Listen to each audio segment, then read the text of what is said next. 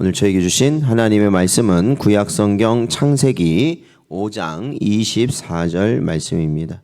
찾으셨으면 함께 봉독하겠습니다. 에녹이 하나님과 동행하더니 하나님이 그를 데려가심으로 세상에 있지 아니하였더라. 아멘. 기도하겠습니다. 하나님 아버지, 지난밤도 하나님의 은혜 가운데 저희들 붙들어 주시고 오늘도 저희들이 순교자 기념 주간으로 네 번째 새벽 기도회로 주님 앞에 나아가는 이 시간을 저희들에게 허락하여 주시어서 주님이 가신 길이고 믿음의 선진들이 순교의 신앙으로 갔던 그 길을 저희들이 다시 한번 살펴볼 수 있도록 은혜 주심 감사드립니다. 살펴보는 것으로 끝나는 이 시간 되지 않게 하시고 그 신앙이 우리의 신앙이 될 수 있는 은혜가 있게 하여 주옵시고 이 험한 세상 가운데서도 주님 바라보며 하늘나라를 소망하며 살아가는 우리 성도들 되도록 은혜 내려 주옵소서. 간절히 바라옵고 예수님의 이름으로 기도하옵나이다. 아멘. 오늘은 에녹처럼 동행하며 지켜낸 소망이라는 제목으로 하나님 말씀 증거합니다. 저희는 이 순교자 기념 주간 새벽 기도회를 통해서 지난 사흘 동안 토마스 선교사의 구령의 열정, 백홍준 장로의 말씀의 사모함, 그리고 강종근 목사의 천국의 기쁨을 목도하면서 저희도 그러한 길을 가기를 소망하고 있습니다. 오늘 목요일 새벽에는 일제의 잔혹한 고문과 영혼을 짓밟는 멸시 속에서도 하나님 나라 백성이라는 정체성을 잃지 않고 에녹과 같이 묵묵히 주님과 동행했던 권원호 목사의 삶을 통해 우리에게 주시는 전능자의 음성을 듣고자 합니다. 오늘 본문 창세기 5장 24절은 에녹의 삶을 단 한 줄로 요약하고 있지만 그 의미야말로 참으로 우리에게 깊이 와닿는 구절입니다. 에녹이 하나님과 동행하였다라는 것이죠. 에녹이 살았던 시대는 죄악이 관영하고 어둠이 깊어가던 시대였습니다. 그러나 그는 세상의 풍조에 휩쓸리지 않고 오직 하나님 한 분과 발걸음을 맞추며 살다가 주님의 품에 안긴 자였습니다. 사실 우리나라의 일제 강점기 시대는 우리 민족의 가장 어두운 터널이라 말할 수 있는데 그러함에도 불구하고 국기와 국가를 가르친 교장 에녹이라 불리며 신앙의 지조와 소망을 끝까지 지켜냈던 권원호 목사의 거룩한 동행이 오늘도 이 아침 우리 모두의 삶의 고백이 되기를 주의 이름으로 축원드립니다. 권원호 목사는 1904년 8월 5일 평안남도 중화면 신우리에서 중화교회의 신실한 장로였던 권오방의 장남으로 태어났습니다. 민족의식이 남달리 강했던 부친의 영향으로 평양 숭실학교에 지나가여 학업을 닦았고 이후 황해도 신계군으로 가족을 이끌고 들어가 농사를 지으며 농업연구소에서 농업 개량 사업을 펼쳤습니다. 그의 헌신으로 농작물이 2배, 3배로 증산되는 기적이 일어나자 수많은 추종자들이 생겨났고 권 목사는 야학을 세워 교과서에도 없는 민족의 역사와 신앙을 가르치는 교장으로의 역할을 감당했습니다. 이로 인해 일제의 삼엄한 감시를 받게 된 그는 1931년 봄 일경의 체포 덫을 피해 금강산 수양관으로 몸을 피하게 됩니다. 그곳에서 5년 동안 숨어 지내며 오직 기도에 매진하는 중 하나님으로부터 강렬한 소명을 그는 받게 되었습니다. 긴 칩거 생활을 끝내고 나온 그는 감리교 중부연회의 파송을 받아 1936년 통천교회로 부임했고 신유의 은사를 받아 수많은 병자를 치유하며 부흥회를 이끌었습니다. 그의 설교에는 항상 나라와 민족을 향한 뜨거운 의식을 일깨우는 메시지가 살아 있었습니다. 1939년 그는 죽기를 각오하고 친일 공무원들이 많이 출석하는 회양읍 교회로 부임했습니다. 그곳에서 일경의 감시 속에서도 이 나라를 독립시켜 달라고 통곡하며 기도하다가 고등계 형사들에게 가택 수색을 당해 은밀히 보관해 두었던 태극기를 들키고 말았습니다. 회양경찰서 유치장에 갇힌 권 목사는 사지가 잘려나가는 듯한, 또한 머리통이 부서지는 듯한 잔혹한 고문을 당하고 말았습니다. 이후 서울로 이송되어 치안유지법 위반으로 2년형을 선고받고 서대문 형무소에 수감된 권 목사는 일제가 강요하는 동방요배를 온몸으로 거부했습니다. 그러니까 우리 기독교 역사에서 일제 시대 때 두 가지 우상 숭배에 대한 거부를 저희들이 행하였는데, 첫 번째는 신사참배. 그래서 신사라는 그들이 말하는 신을 모신 장소에 가서 참배하는 것을, 절하는 것을 거부했고, 또 한 가지는 동방요배. 그러니까 우리나라에서 보자면 일본이 동쪽에 있죠. 그러면 그곳에 천황이 있는 곳이기 때문에 동쪽을 향해서 절하도록 강요를 하였는데, 바로 이 동방요배를 거부하였던 것입니다. 이 두 가지, 즉 권 목사는 이러한 강요를 온몸으로 거부했습니다.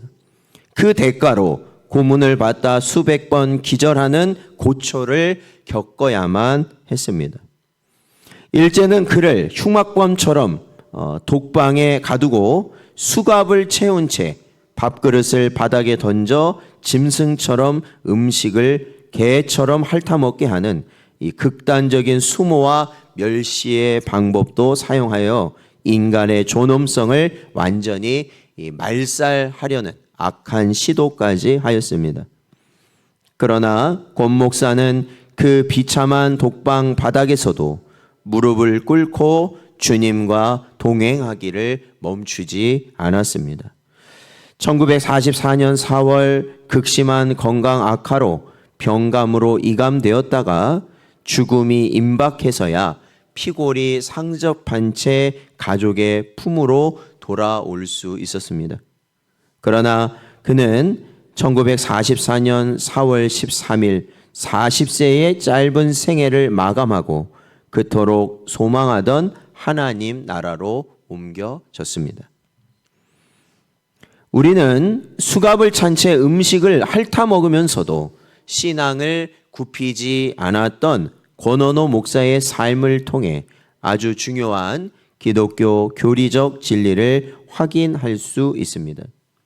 그것은 성도가 절망적인 상황에서도 정말로 모진 고문과 극도의 고통과 그리고 인간으로서 우리가 대접받지 못하는 그러한 비참한 상황 가운데서도 믿음을 지킬 수 있는 이유는 바로 주님과의 끊임없는 동행에 있다라는 것입니다.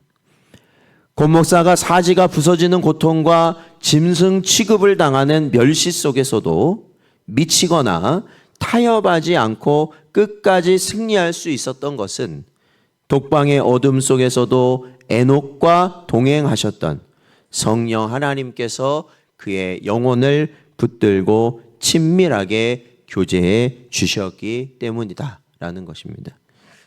사실 그러한 고문을 당하고 그리고 어둠 속에서 이 독방에 홀로 감금돼서 두려움 가운데 있다 보면 제정신이 아닌 채로 사람이 바꿔질기가 십상이죠. 그러나 권원호 목사는 바로 성령 하나님과 함께 하였기에 그 모진 상황 가운데서도 미치지 않고 오직 하나님이 주신 평안을 겪었다라는 것입니다. 그래서 이 순교의 길이라는 걸 저희들이 살펴보면 분명 육신적으로는 고통이고 참으로 힘든 일들이긴 하겠으나 하나님의 성령이 함께 하심으로 우리는 그것을 감당해낼 수 있는 그러한 은혜를 누리게 된다라는 것이죠. 마치 스데반 집사가 돌에 맞아 죽으면서도 그가 돌에 맞음으로 인한 고통으로 신음하거나 그가 돌에 맞고 그러한 이제 두려움이 엄습해 오는 것으로 인하여 살려달라고 그가 애원하는 그것이 아니라 오히려 하늘 보좌 우편에 계신 주님을 바라보며 하나님 나라에 올려짐을 오히려 감사하고 찬양하고 오히려 자신을 향해 돌을 던지는 자들을 불쌍히 여길 수 있는 마음이 바로 그러한 성령 하나님의 은혜로 말미암았기 때문이다라는 것입니다. 그래서 우리에게 찾아오는 이 성도들에게 찾아오는 고난이라는 것은 결코 성도를 무너뜨릴 수 없다라는 것입니다. 도리어 이 고난이 옴으로 인하여 주님과의 동행을 더욱 깊어지게 만든다라는 것이죠.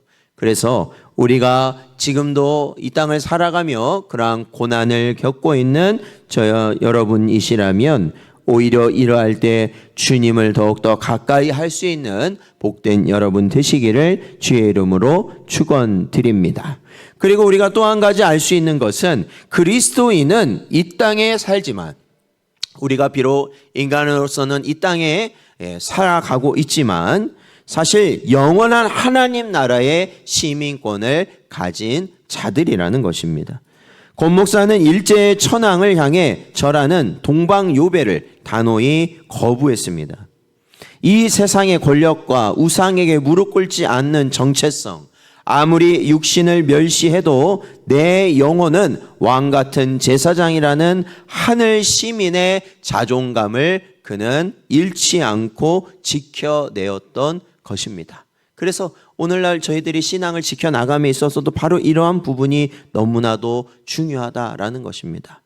이렇게 평안한 세상에서 어떤 우리가 신앙을 지켜나가는데 아무런 거리낌이 없는 이러한 상황 가운데서는 우리가 신앙을 지켜야 되고 우리가 신앙인처럼 살아가다가도 조금이라도 물질적인 어려움이나 아니면 다른 압박이 우리에게 주어졌을 때 혹여나 그러한 것들을 우리가 포기할 수 없어서 신앙을 포기해 버린다면 결국 우리가 무엇을 잃는 거겠어요? 하나님의 나라를 잃는 자의 모습이 되고 만다라는 것입니다.